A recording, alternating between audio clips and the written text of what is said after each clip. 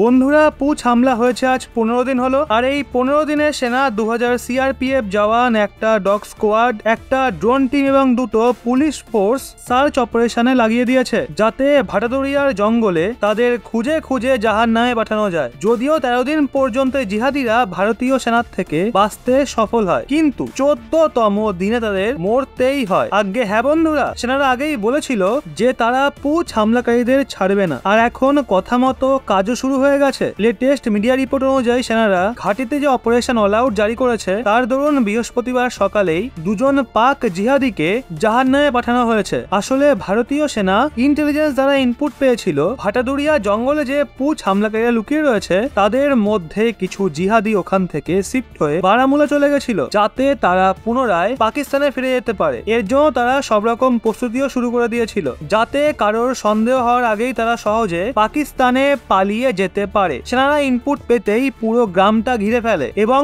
তল্লাশি অভিযান শুরু করে। এখনোই জিহাদি কারোর ঘরে লুকিয়ে ছিল, তার উপরও তাদের কাছে হাতিয়ারও ছিল। এর জন্য সেনারা ভেতরে না গিয়ে শুধু হ্যান্ড রকেট মেরে ওই ঘরকেই উড়িয়ে দেয়, যেখানে এই পাক জিহাদিরা লুকিয়ে ছিল। বলা হচ্ছে এর ফলে দুজন জিহাদি মারা গেছে, যেখানে 5 জন এখনো জঙ্গলেই লুকিয়ে আছে। কিন্তু তারা আজ নয়তো কাল জঙ্গল থেকে বেরোবেই, কারণ তারা জঙ্গল থেকে পাকিস্তানে যেতে পারবে না, কেননা মাঝখানে বর্ডার রয়েছে। আশ্চর্য করার মতো বিষয় হলো, এই জিহাদিরা লুকানোর জন্য কারোর ঘর কিভাবে পেতে পারে, যেখানে সেনারা গ্রামবাসীদের কড়া নির্দেশ দিয়েছে কোনো অপরিচিত ব্যক্তিকে ঘরে স্থান দেবেন না। তা সত্ত্বেও এই পাক জিহাদি খুবই সহজে ঘাটিতে যে কারোর ঘরে খেয়ে দিয়ে লুকিয়ে পড়ে, আর সেনারাও তা জানতেও পারে না। কি জানি যেই পাক জিহাদিরা জঙ্গলে লুকিয়ে আছে, তাদেরও গ্রামবাসীরা খাবার দাবার পৌঁছে দেয় কিনা। নয়তো আপনারাই বলুন, এই পাক জিহাদি যাদের ঘাটির সম্বন্ধে অত তথ্যই নেই, তারা মাসের পর মাস ধরে কাশ্মীরের ঘন জঙ্গলে লুকিয়েছিল।